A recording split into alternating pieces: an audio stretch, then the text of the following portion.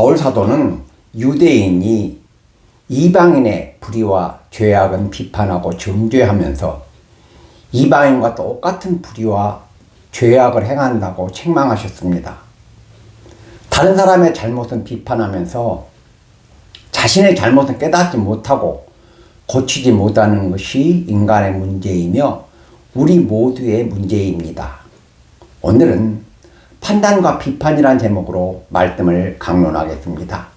성경 로마서 2장 1절에서 5절 말씀입니다. 첫째, 다른 사람에 대한 판단과 비판은 언제나 신중해야 합니다.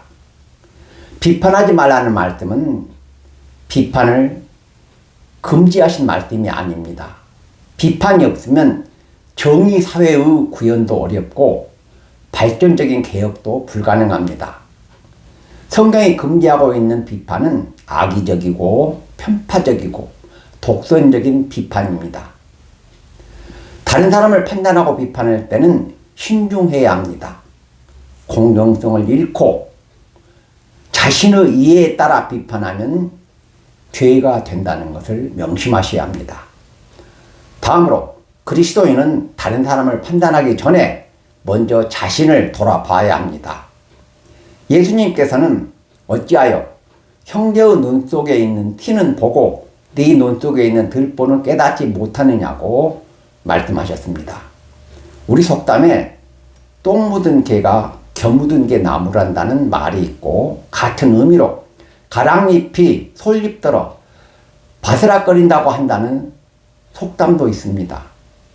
자기 허물이 더 큰 사람이 다른 사람의 작은 허물을 비판한다는 속담입니다.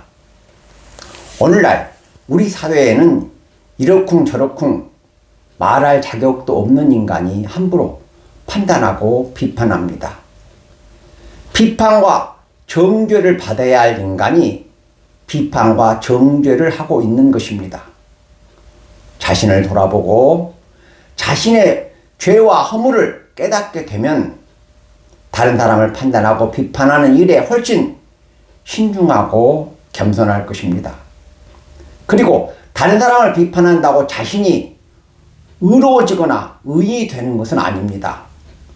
다른 사람을 판단하고 비판하는 사람은 남을 비판하고 깎아내려야 자신이 높아지고 명성을 얻는다고 착각합니다. 그러나 실상은 정반대입니다. 남을 높여야 내가 높임을 받고 남을 존경해야 내가 존경을 받습니다. 예수님도 비판을 받지 아니하려거든 비판하지 말라. 너희가 비판하는 그 비판으로 너희가 비판을 받을 것이요 너희가 헤아리는 그 헤아림으로 너희가 헤아림을 받을 것이라고 말씀하셨습니다. 판단과 비판은 신중해야 한다는 것을 기억하시기 바랍니다. 둘째, 다른 사람에 대한 판단과 정죄는 자신에 대한 판단과 정죄의 기준이 됩니다. 바울 사도는 로마서 2장 1절에서 남을 판단하는 것으로 내가 너를 정죄함이 된다고 말씀하셨습니다. 다른 사람에 대한 판단은 자신에 대한 판단의 기준과 근거가 된다는 말씀입니다. 한번 나가면 되돌릴 수 없는 것이 몇 가지 있습니다. 첫째, 시위를 떠난 화살과 시위를 떠난 화살과, 둘째, 땅에 쏟아진 물과, 셋째, 입 밖으로 나간 말입니다. 말이 입 안에 있을 때는 말을 하든지 안 하든지, 말을 좋게 하든지 나쁘게 하든지 내 마음대로 할 수 있지만 말이 입 밖으로 나가면 다시 되돌릴 수 없습니다. 이스라엘 왕 다윗이 밧세바라는 여자와 간음을 했는데 밧세바가 임신을 했습니다. 다윗은 밧세바와의 불륜을 숨기기 위해 전쟁터에 나가 있는 밧세바의 남편을 불러들여 밧세바와 동침하게 했습니다. 그러나 밧세바의 남편은 여호와의 언약 궤와 이스라엘과 유다가 야영에 있고 나의 상관 요압 장군과 왕의 군사들이 전쟁 중에 있는데 내가 어찌 내 집으로 돌아가서 먹고 마시며 내 아내와 잠을 잘 수 있겠느냐고 밧세바와 동침을 하지 않았습니다. 얼마나 충성스러운 군인입니까?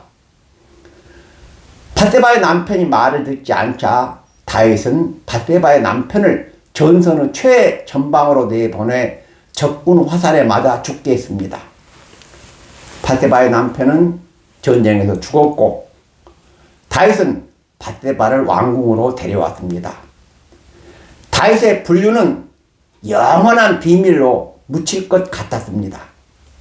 그러나 하나님은 처음부터 모든 사실을 알고 계셨습니다. 하나님의 보내심을 받은 나단 선지자가 다윗 왕에게 찾아와 왕이여, 어느 성에 부자와 가난한 사람이 살았습니다. 부자는 양과 소가 많았지만 가난한 사람은 어린 새끼 암양 한 마리가 재산의 전부였습니다. 가난한 사람은 새끼 암양을 자식처럼 딸처럼 소중하게 길렀습니다. 그러던 어느 날 부잣집에 손님이 왔는데 부자는 자기의 양과 소를 아끼려고 가난한 사람이 자식처럼 기르던 새끼 양을 빼앗아 그 양을 잡아 손님을 대접했습니다. 나단 선지자의 말을 듣고 있던 다윗 왕은 화를 내며 그런 인간은 당장 죽여야 한다고 소리쳤습니다. 그러자 나단 선지자가 왕이 바로 그 사람입니다. 하나님께서 내가 다윗을 이스라엘 왕으로 세워 사울의 손에서 구원하고 사울의 집을 다윗에게 주고 이스라엘과 유다 족속을 다윗에게 맡겼느니라. 그런데 어찌하여 여호와의 말씀을 업신여기고 나 보기에 악한 일을 행하였느냐고 다윗의 간음을 책망하셨습니다. 다윗은 가난한 자의 양을 빼앗은 불의한 부자를 정죄할 줄은 알았지만 자신이 불의한 부자와 똑같은 인간이라는 것을 깨닫지 못한 것입니다. 비판하기 전에 자신을 돌아봐야 하며 비판은 신중해야 하고 다른 사람에 대한 비판은 자신에 대한 판단과 비판의 기준이 된다는 것을 명심하셔야 합니다. 하나님 앞에 가면 비판과 판단의 문제로 어떤 사람이 가장 엄중한 심판을 받을까요? 저의 생각입니다만 첫째 언론인, 둘째 정치인, 셋째 교회의 목사가 아닐까 생각합니다. 자신과 언론사의 이익과 언론사의 정치적 성향에 따라 우리 사회의 문제와 진실을 왜곡하는 언론인들이 가장 엄중한 심판을 받을 것입니다. 다음으로 서민의 고통과 나라와 민족의 미래는 아랑곳 없이 정권 탈취에만 골몰하는 추악한 정치인들도 하나님의 무서운 심판을 받을 것입니다. 그리고 불의한 목사들도 하나님 심판을 받을 것입니다.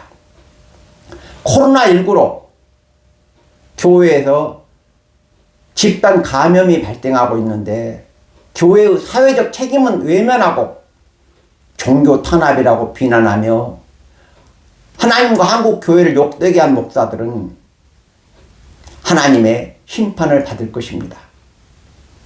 그리스도인은 천국과 지상나라라는 두 국가에 사는 국민입니다. 그러므로 그리스도인은 하나님 나라의 법도 잘 지켜야 하지만 지상나라의 법도 잘 지켜야 합니다. 코로나로 사람들이 죽어가는데 하나님께서 코로나로 성도가 죽어가도 교회에 나와서 예배를 드리라고 하실까요? 목사 중에는 지혜와 분별력이 없는 사람이 많이 있습니다. 정치적 이념에 매몰된 어리석은 목사들 때문에 한국 교회가 얼마나 비난과 조롱을 받고 있습니까? 무당을 데려다가 대통령 관저에서 구슬하는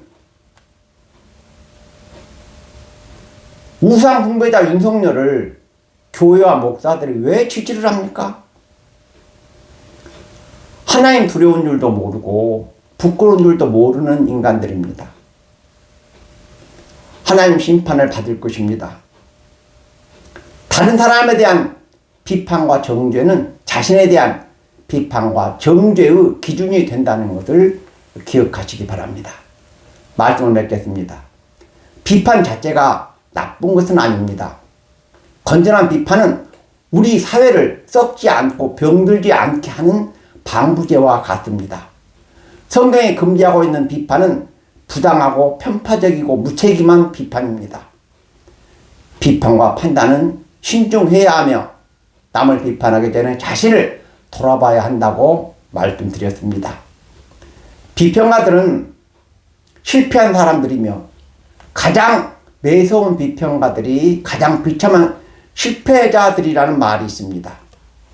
그리고 비판과 정죄는 자신을 심판하고 정죄하는 기준과 근거가 된다고 말씀드렸습니다.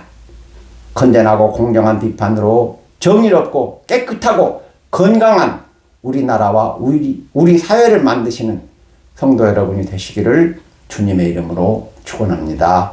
아멘.